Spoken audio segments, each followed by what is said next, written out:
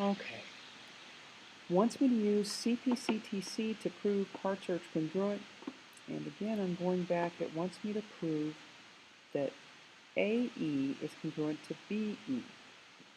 So this is one of my parts. Well, the only way I can prove that parts are congruent is if the triangles themselves are congruent. So I need to set up my boxes.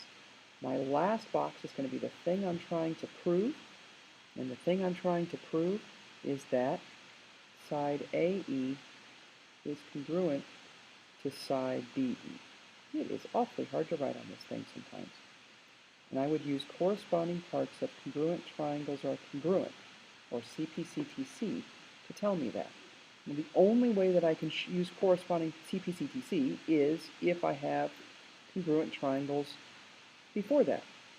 Because if the triangles are congruent, then the corresponding parts have to be congruent. That's what CPCTC is saying.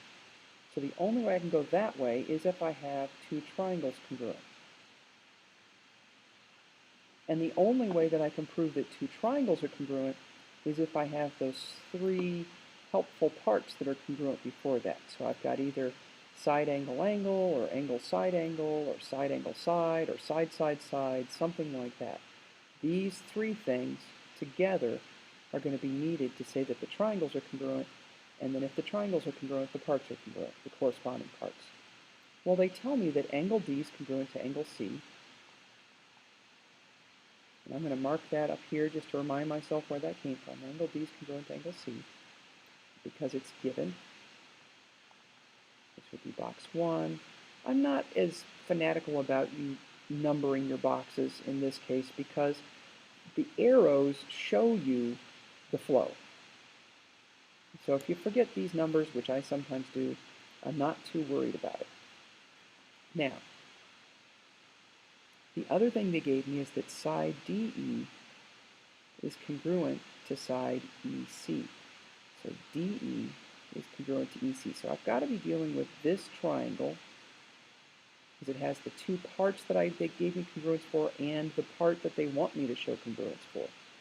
So one of my things is going to be the triangle ADE here is congruent to triangle BCE. I go from A to D to E, then B to C to E. I don't quite know why yet, but what I can tell, and let me undo some of this drawing I've done on this picture. Oops. Let me erase some of this drawing, I should say, I've done on this picture.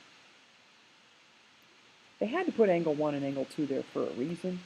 They're pointing them out, being very helpful, and then I realized, hey, angle 1 has to be congruent to angle 2 because of the vertical angles conjecture. Now I'm noticing as I write this one, I forgot to write given on the one before it. I have to have a reason under every box. So if I know this,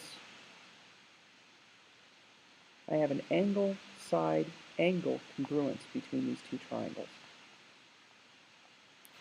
Again, you could have done that as a paragraph proof. I would recommend that you not. People tend to forget sometimes their reasons, their conjectures and stuff as they write paragraph proofs. You certainly could have done it as a 2-column proof as well, but I did it as a flowchart.